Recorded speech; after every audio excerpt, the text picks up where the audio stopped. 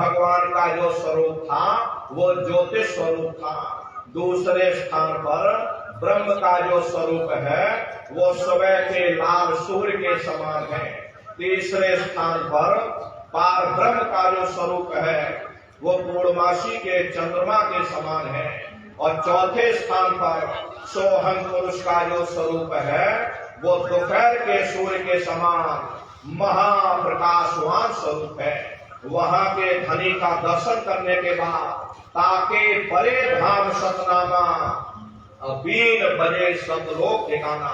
सोहम देश के ऊपर वो 5वां देश आता जिसे महात्माओं ने सचखंड देश कहा।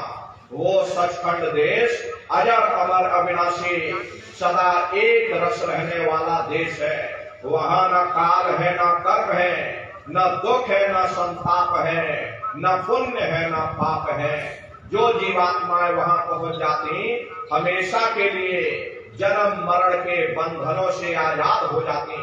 वहां के जो मालिक हैं वो सत्पुरुष भगवान हैं जिनके रोम रोम में खरबों खरब सूरज चांद सितारे प्रकाशवान। वही हमारे आपके सच्चे मालिक हैं, वही हमारे आपके सच्चे पिता हैं। अरे हमको आपको वहीं से नीचे उतारा गया था।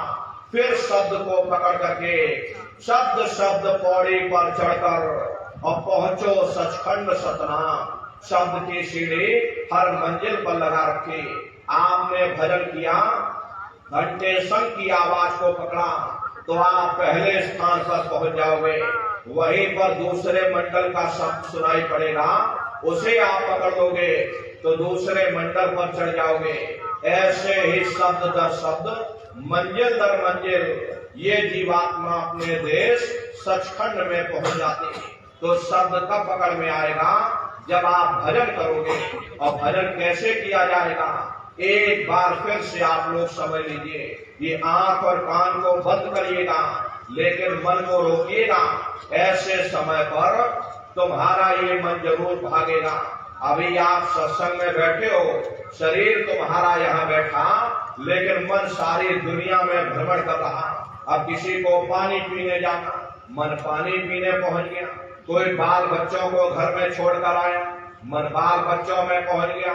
कोई दुकान दफ्तर खेती बाड़ी छोड़कर आया, मन दुकान दफ्तर खेती बाड़ी में पहुंच गया। शरीर यहाँ बैठा लेकिन मन आपका सारी दुनिया में भाग रहा। तो ऐसे भजन से कोई लाभ नहीं होने वाला। अरे जिन्होंने मार मंडाला उन्हीं को सूरमा कहना, और बड़ा बैरी ये मन घट में किसी का जीत ना कटना। अगर दुनिया में कोई हमारा दुश्मन है वो केवल हमारा मन है। ये मन रूपी रावण कब मरेगा?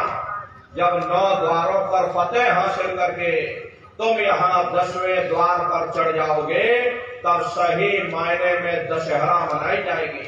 ये बाहर की दशहरा नहीं है जो लकड़ी का रावण आप बना देते हो और फूंक फांक करके घर चले आते हैं। कहते भाई हमने रावण मार दिया। अरे महात्माओं ने कहा था भाई सही मायने में तुम दशहरा कब मनाओगे?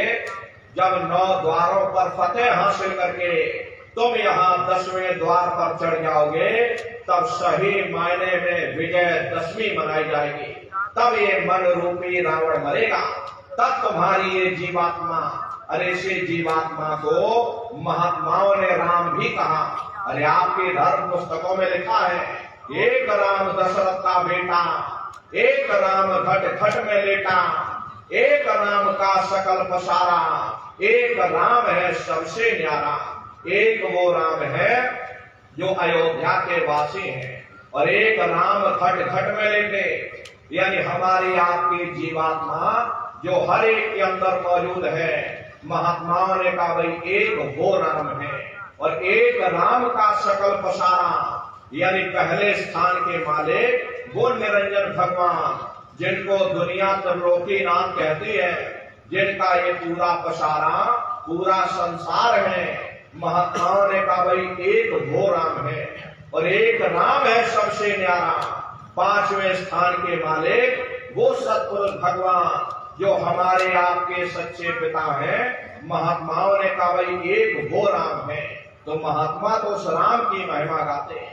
जब ये मन रूपी रावण मर जाएगा तब तुम्हारी ये जीवात्मा ये राम शब्द को पकड़ करके जब पहले स्थान पर यानी निरंजन भगवान के देश में यानी अयोध्या नगरी में पहुंचेगी, वहां पर निरंजन भगवान के स्वरूप का यानी ज्योतिष स्वरूप का दर्शन करेगी, तब सही मायने में दिवाली मनाई जाएगी। ये महात्माओं का अपना एक आध्यात्मिक उद्देश्य रहा। आप तो मोटी बात पकड़िए कि भजन आपको कैसे करना है, तो आंख और कान को बंद करिएगा, ऊंचा ध्यान दे करके सुनिएगा। सीटी जैसी आवाज सुनाई पड़ेगी, उसको पकड़ लेना, सुनते रहना। कुछ समय बाद में आपको दोबारा अनुभव होगा कि कहीं बड़ी दूर से एक महीन आवाज, घंटे और शंख की आवाज हमारे कानों में गूंज रही।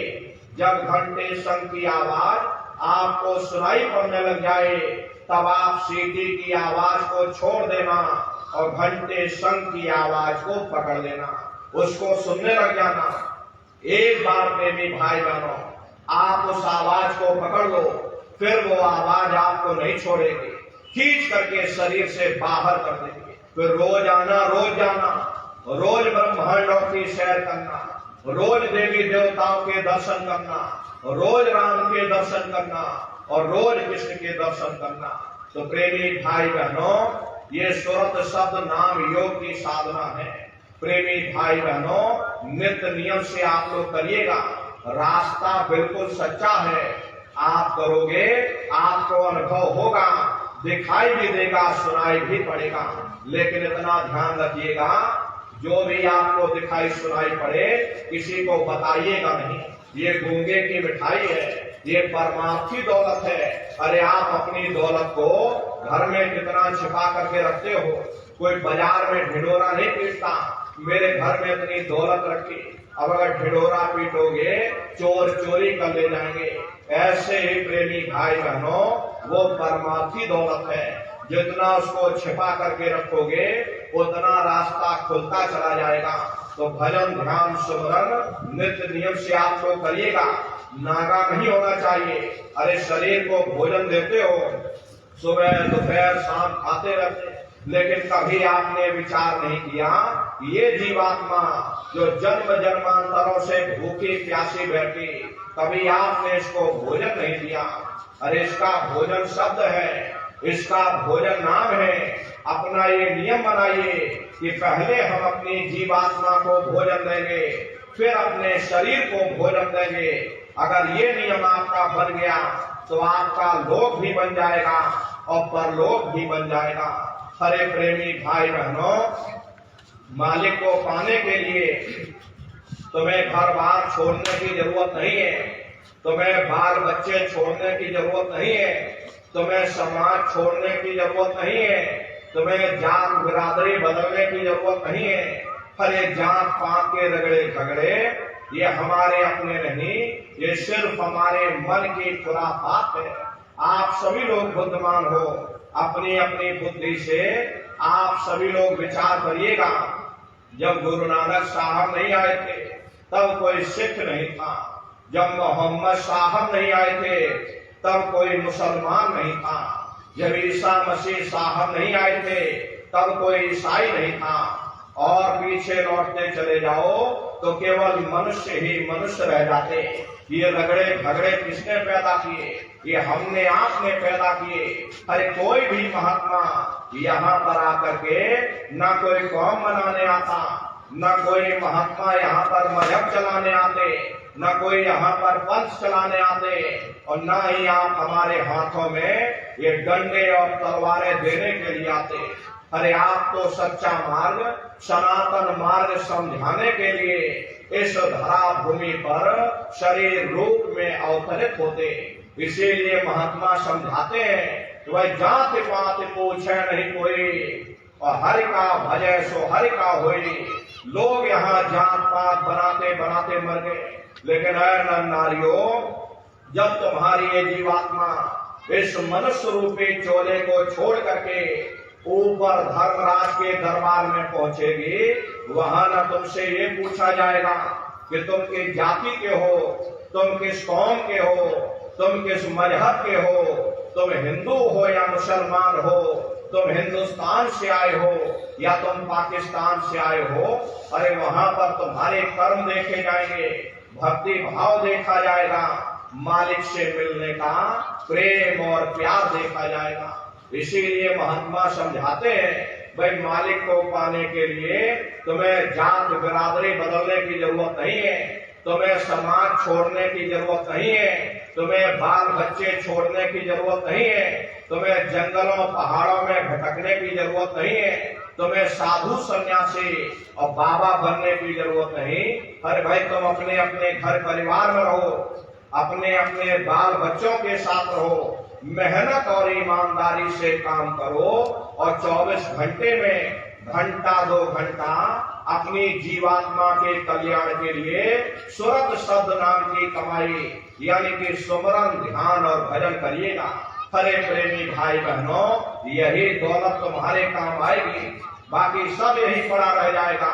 बड़े बड़े राजे महाराजे आए, सारी जिंदगी उन्होंने ये किला बनाते बनाते गुजार दिया। आज उनके किलों को जाकर देखिए, आज खंडहर बने पड़े हुए। विश्व विजेता सिकंदर सारी दुनिया पर राज करने का ख्वाब देखता था, वो भी मुट्ठी खोल करके चला गया। कोई क्या साथ लेकर जाएगा? जो चीज तुम्हारे साथ में जाने वाली वो केवल मालिक की भक्ति है। इसलिए प्रेमी भाई बहनों, वो दौलत कमा लो जो अंत समय में तुम्हारे काम आवे, वरना ये समय तुम्हारा निकलता चला जा रहा। ये श्वासों की पूंजी दिन प्रतिदिन कम होती चली जा रही। हम लोग कहते हैं कि भाई हमारी उम्र बढ़ रही, अरे आपकी उम्र बढ़ नहीं रही, आपकी उम्र दिन प्रतिदिन कम होती चली जा रही। ये चंद श्वासों की पूंजी दिन प्रतिदिन घटती चली जा रही। एक समय ऐसा आएगा, ये बुलबुला तुम्हारा फूट जाएगा, फिर न जाने तुमको दोबारा मनुष्य शरीर मिले न मिले, तुम भटकते रह जाओगे नरकों और चौरासियों में। इसलिए अहो भाग्य है आपका, ये मनुष्य शरीर आपको मिल गया। मनुष्य रूपी मंदिर में बैठ करके वो आत्मधन कमा लो, वो रूहानी खजाना कमा लो, जिससे तुम्हारी जीवात्मा का कल्याण हो जावे।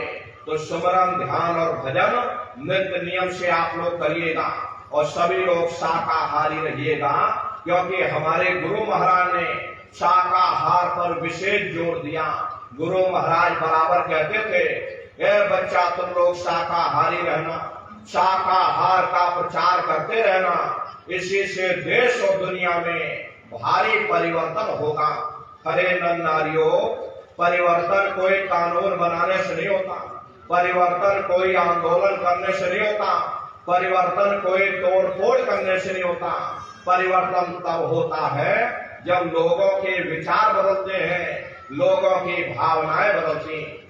विचार जब बदलेंगे जब लोगों का खान पान शुद्ध होगा। हर देशी कहावत है, जैसा खाए अन्न वैसा होए मन। जब इंसान पशुप्रति भोजन करेगा, उसकी बुद्धि स्वतः ही पशुओं जैसे हो जाएगी, सोच विचार उसका चिंतन स्वतः ही पशुओं जैसा हो जाएगा।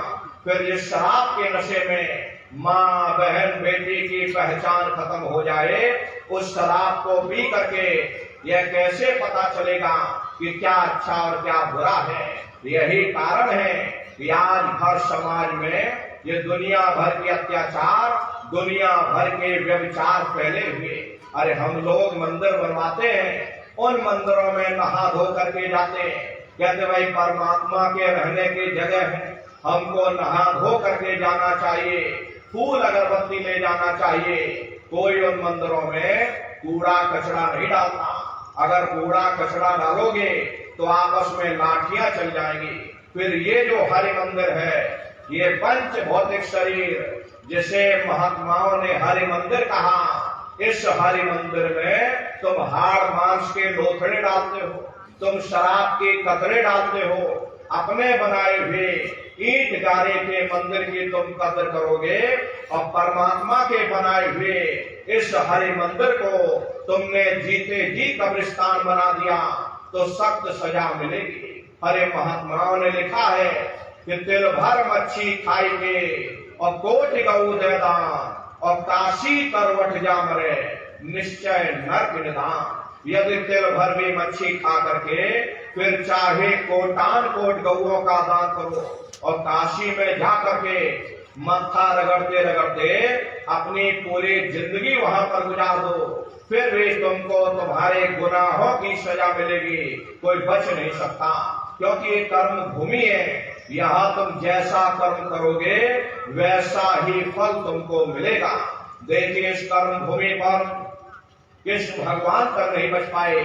उस समय बाली को छिप करके बाण मारा, वही बाली कृष्ण अवतार में बहेलिया बन करके आ गया। कृष्ण भगवान के पैरों में पद्म चमकता था, हिरण की आंख समझ करके अब बहेलिये ने निशाना मार दिया। जब पास में आकर के देखा कृष्ण भगवान थे, अफसोस करने लगे, लेकिन कृष्ण भगवान ने उसको समझाया इसमें तुम्हारा कोई दोष नहीं, उस समय हमने तुमको मारा, आज तुमने हमको मार दिया, हमारा तुम्हारा बदला पूरा हो गया। कर्म प्रधान विश्व रच राखा, जो जस करे सो तस फल चाखा। ये कर्मों का ऐसा देश है, यहाँ तुम जैसे बीज बोगे वैसी ही फसल काटोगे। इसलिए प्रेमी भाई बहनों, आप सभी लोग शाकाहारी रहिएगा। शाकाहार का प्रचार अपने अपने क्षेत्रों में आप लोग बराबर करते रहना। हरे प्रेमी भाई बहनों, सतयुग कैसे आएगा, राम राज कैसे आएगा? राम राज कोई भाषण देने से नहीं आने वाला। राम राज जब